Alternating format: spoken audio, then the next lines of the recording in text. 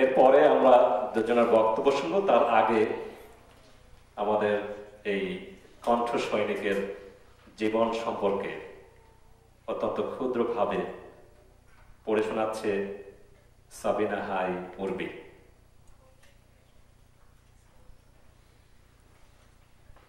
শিল্পী রথীন্দ্রনাথ রায়।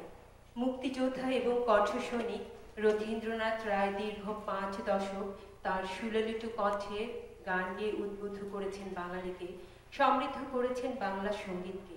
পিতা হরলাল রায়ের যোগ্য উত্তরসূরি শিল্পী রথীন্দ্রনাথ রায়ের সঙ্গীত জীবন শুরু হয়েছিল 1960 সালে। পরবর্তীতে ঢাকায় এসে ওস্তাদ পিসি গোমেজের কাছে উচ্চাঙ্গ সঙ্গীতের তালিম নেন।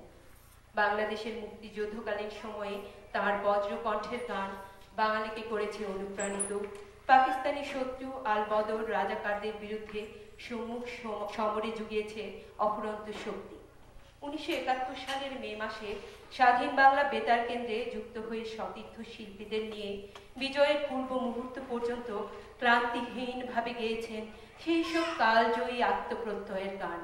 পূর্ব দিগন্তে সূর্য উঠেছে, নোঙর তোলো তোলো, রক্ত দিয়ে নাম লিখেছি, বিচারপতি তোমার বিচার করবে যারা, ও আমার দেশের মাটি, তীর হারাই ঢেউয়ের সাগর, আমারই দেশ সব মানুষের, পরাণের বন্ধুরে, তারা এ দেশের সবুজ ধানের শীষে, ও ভাই খাঁটি সোনার চেয়ে খাঁটি, এমনি আরো অনেক কালজয়ী গান। রথীন্দ্রনাথ রায় তাঁর যোগ্যতা এবং অবদানের স্বীকৃতিস্বরূপ অর্জন করেছেন অসংখ্য পুরস্কার, পদক এবং সর্বোপরি গণমানুষের ভালোবাসা। মুক্তিযুদ্ধ এবং বাংলা গানে অসামান্য অবদানের জন্য 1994 সালে তিনি পেয়েছেন 21 পদক। জার্মানিতে ওয়ার্ল্ড ইউথ উৎসবে 1973 সালে পেয়েছেন জনপ্রিয় লোকসঙ্গীত শিল্পী। চলচ্চিত্রের গানের স্বীকৃতি স্বরূপ 1979 এবং 1981 সালে পেয়েছেন বাদশাহ কর্তৃক শ্রেষ্ঠ কণ্ঠশিল্পীর পুরস্কার এবং এমনই আরো অনেক। ভারত ও বাংলাদেশের যৌথ প্রযোজনায় নির্মিত লোকজ সংস্কৃতির চলচ্চিত্র বেদের মে জ্যোৎস্নাতে কণ্ঠদান করে ভারতের HMV অর্থাৎ হিজ মাস্টার্স ভয়েস কর্তৃক ডাবল প্ল্যাটিনাম ডিস্ক সম্মান লাভ করেন। সরকারি এবং বেসরকারিভাবে Bharat, Pakistan, Burma, Thailand, Nepal, Bhutan, Hong Kong, Singapore, উত্তর কোরিয়া, জাপান, যুক্তরাষ্ট্র, চীন, Dubai, Qatar, Canada, France, Italy, Australia, Germany, Sweden সহ যথাযথ সংরক্ষণ, প্রচার ও প্রসার হচ্ছে না। তাই ব্যক্তিগত উদ্যোগে 2002 সালে ঢাকায় তিনি প্রতিষ্ঠিত করেন ভাওয়াইয়া একাডেমি। মূলত ভাওয়াইয়া এবং লোকসঙ্গীতের শিল্পী হলেও এর পাশাপাশি শিল্পী রথীন্দ্রনাথ রায় ভজন, কীর্তন, শ্যামাসঙ্গীত, মুর্শিদি ও মারফতি গানও গেয়েছেন অসংখ্য। 2011 সালের এই দিনে বাংলাদেশের বিজয়ের 40 বছর পূর্তি উপলক্ষে শিল্পী রথীন্দ্রনাথ রায়কে উদীচী যুক্তরাষ্ট্র এবং উদীচী স্কুল অফ পারফর্মিং আর্টসের পক্ষ থেকে জানাই শ্রদ্ধাঞ্জলি। হে অকুতভয় কণ্ঠসৈনিক, আমাদের হৃদয়ের ভালোবাসা গ্রহণ করুন। আপনি দীর্ঘজীবী হন, আপনার সুললিত কণ্ঠে ঝরুক আগামী দিনের আরো অনেক প্রত্যয়ী গান। 16 ডিসেম্বর 2011, বাংলাদেশের বিজয়ের 40 বছর। শ্রোতা মণ্ডলী, এরপরে দুটি কথা বলবেন আমাদের সর্বজন শ্রদ্ধেয় বেলাল বেগ। আসছেন বেলাল বেগ।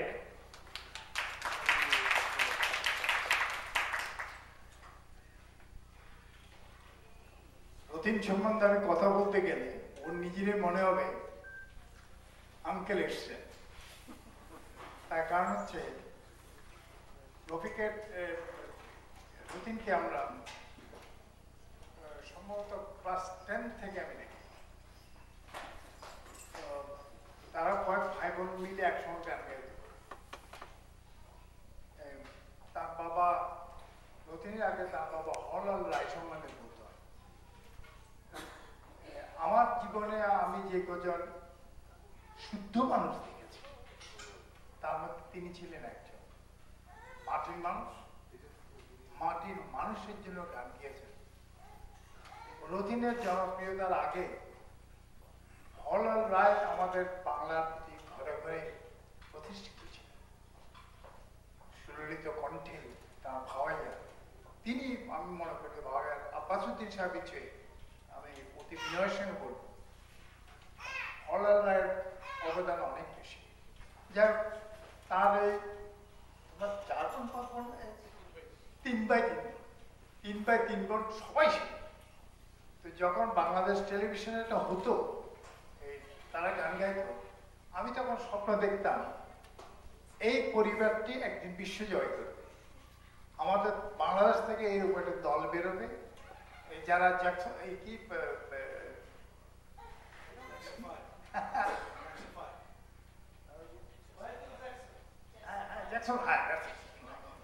জ্যাকসন 5, তারপরে ইংল্যান্ডের একটা দল ছিল ভাই বোনদের তাও, হ্যাঁ, তো এদের চেয়ে আরো খ্যাতি অর্জন করবে, কারণ বাংলা গানের একটা আলাদা বৈশিষ্ট্য আছে।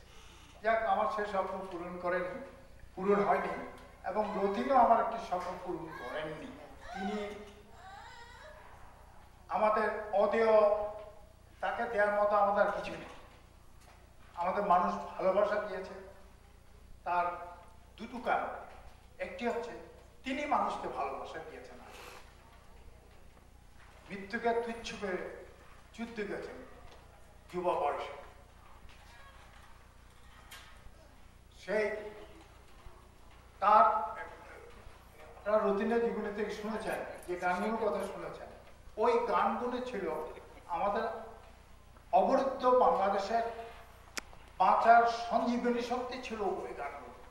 জনক বঙ্গবন্ধু শেখ মুজিবুর রহমান, তার পরিবার, এবং সেই দিন নৃশংসভাবে যাদের হত্যা করা হয়েছিল, সেই সমস্ত বিধি আত্মা, এবং 1971 সালে মুক্তিযুদ্ধে যারা আমাদের সহসাথী, যারা এই যুদ্ধে জীবন দান করে আমাদেরকে একটি ভূখণ্ড, একটি মানচিত্র, সার্বভৌমত্ব দিয়ে গেছে, তাদের প্রতি আমার কৃতজ্ঞতা জানাই। সেই সাথে আজকে এখানকার নিউ ইয়র্কের উদীচী একজন শব্দ সৈনিক হিসেবে আমাকে যে সম্মান জানালেন, আমি আমার কৃতজ্ঞতা বোধ জ্ঞাপন করছি। আমিও সেই একইভাবে বলতে চাই যে আমি পজিটিভ চিন্তা করি, কখনো নেগেটিভ আমি ভাবি না। আমি খুব বিশ্বাস করি মনে প্রাণে যে আজ হোক কাল হোক শহীদের এত রক্ত বৃথা যেতে পারে না। বঙ্গবন্ধুর সেই স্বপ্ন বাস্তবায়ন হবেই, কেউ না কেউ আসবেই, এবং মুক্তিযুদ্ধের আদর্শ এবং চেতনায় বাংলাদেশের মানুষ উজ্জীবিত হবে, এবং বাঙালি মাথা উঁচু করে পৃথিবীর বুকে দাঁড়াবে। বাঙালি একটি মুক্তিযোদ্ধার জাতি, বাঙালি জানে কিভাবে তার নিজের অধিকার আদায় করতে হয়। তো আমি সেই বিশ্বাসে বিশ্বাসী। আর চাওয়া পাওয়া এটা আমি কখনোই ভাবি না, কারণ আমরা যুদ্ধ করেছিলাম জন্য এইটা পাবো, এইটা চাবো, আমি কোনোদিন চাইনি।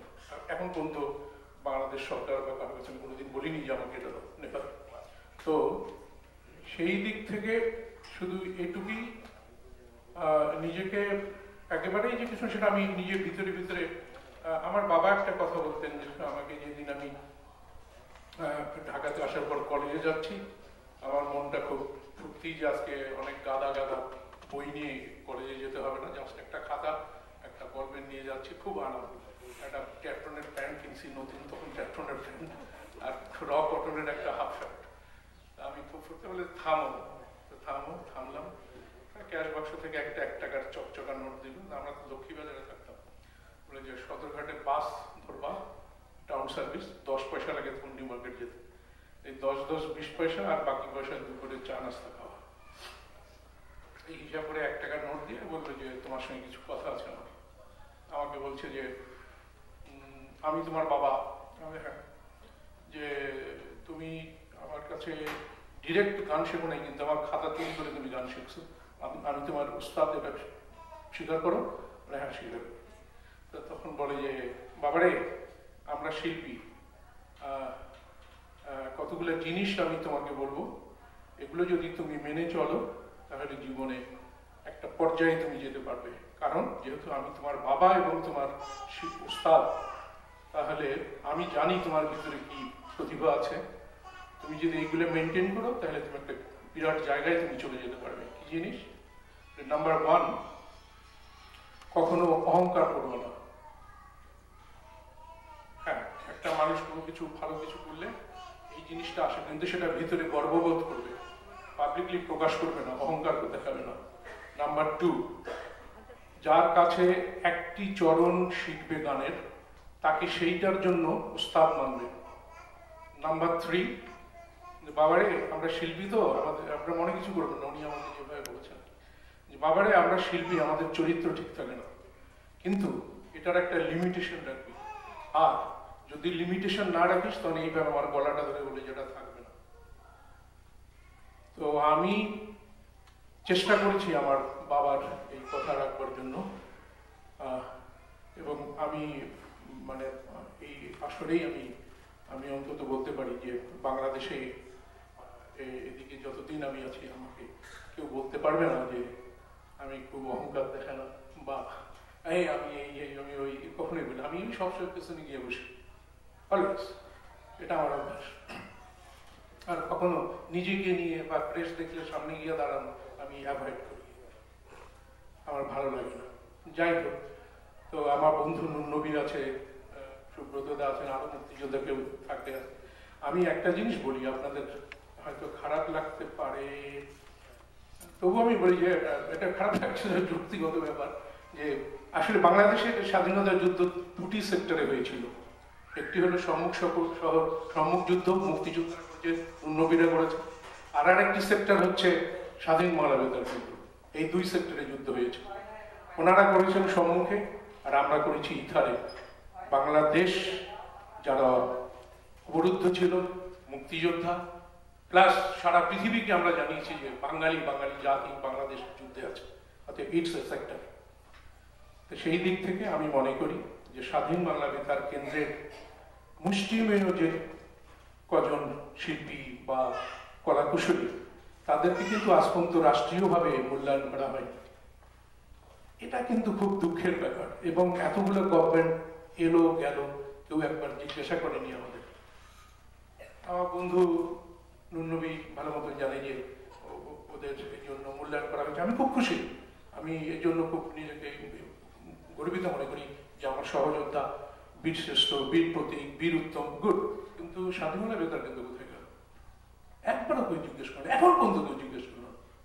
আমি আমার জন্য বলছি না, কিন্তু এই লোকগুলির তো মূল্যায়ন হওয়া উচিত, যারা কষ্ট করে 1 কিলোওয়াট যন্ত্রটি কান্দে করে নিয়ে বন জঙ্গলে গিয়ে স্বাধীন বাংলার কথা প্রথম বলেছে। বেশি লোক না, 30-35 জন লোক ছিল।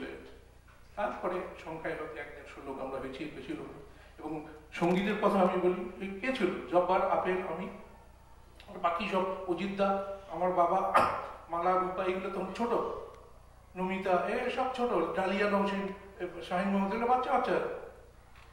এরাই কিন্তু এই গানগুলি করেছে, কারণ এগুলো তো একার পক্ষে করা সম্ভব না। এত সুন্দর সুন্দর গান হয়েছে, এবং কি সাধারণ একটি ঘরে, কোনো সাউন্ডপ্রুফ এবং ছোট্ট একটা মেশিন, এতটুকু একটা মেশিন।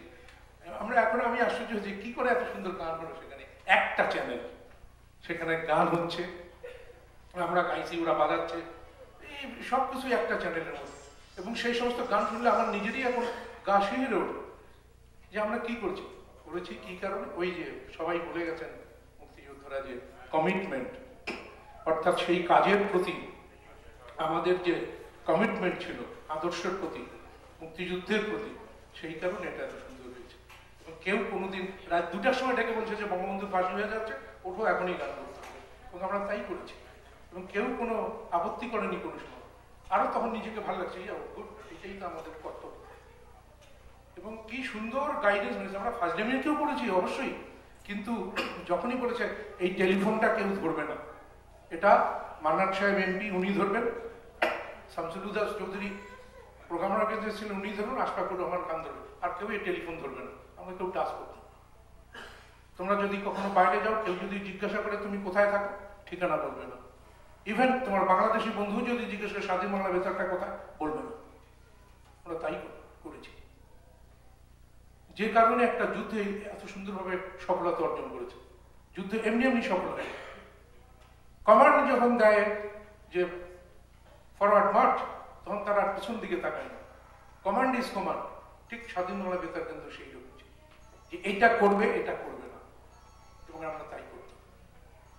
যাই হোক, অনেক অনেক ঘটনা আছে, সেগুলো বলতে চাই না, আপনারা অনেক কম থেকে এখানে বসে আছেন।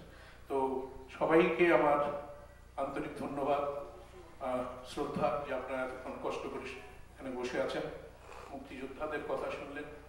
তবে এই কথা শেষ কথা নয়, অনেক কথা। একই সময় আমরা বিশ্ববিদ্যালয়ে ছাত্র ছিলাম। একটি শব্দ আপনারা আজকে শোনেন যে আজকের দিনের গান শুধু শুনতে হয় না, দেখতে হয়। রথিনের আমরা সেই ঢাকা বিশ্ববিদ্যালয়ে সেই চত্বরে তার গান আমরা শুধু শুনতাম না, দেখতাম।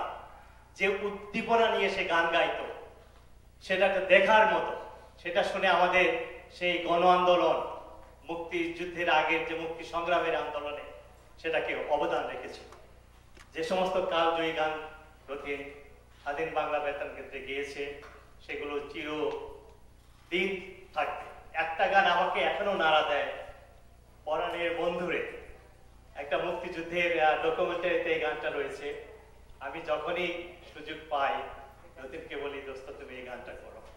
আজকেও যদি এক লাইন সেই গানটা গায় তাহলে আমি খুশি হব। তো রথিনের যে অভিযোগ, তার সাথে আমি একমত। আমারও সেই দুঃখ। স্বাধীন বাংলা বেতার কেন্দ্রের সেই গান যে কি অবদান রেখেছিল, আমরা যারা বনে জঙ্গলে গ্রামে গঞ্জে মুক্তিযুদ্ধ করেছিলাম, আমরা তার সাক্ষী। আমাদের ওই গানগুলো আমাদেরকে উজ্জীবিত করতো, সাহস যোগাত যে আমরা একা নই।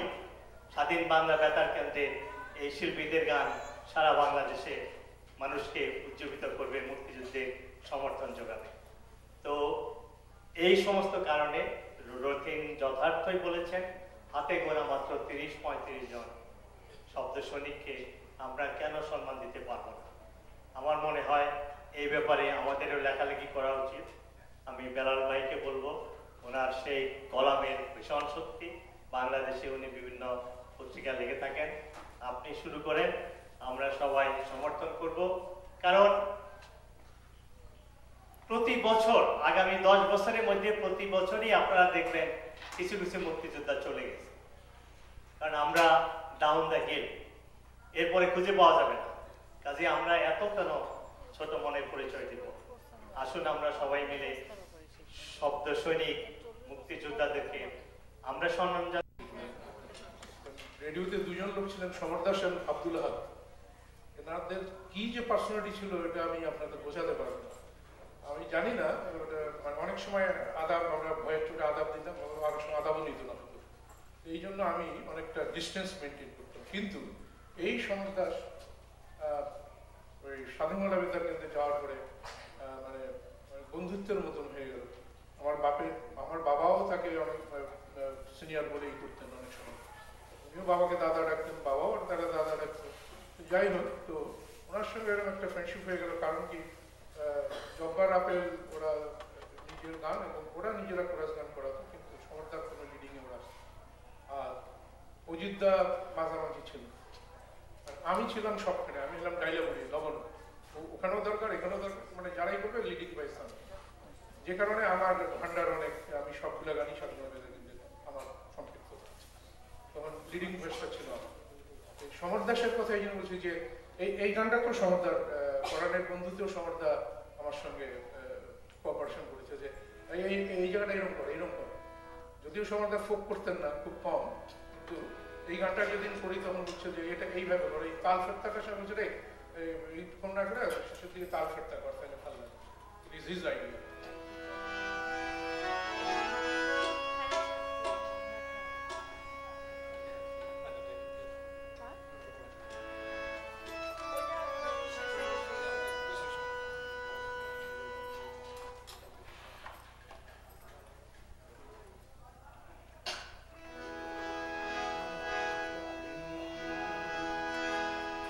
পরাণে বন্ধুরে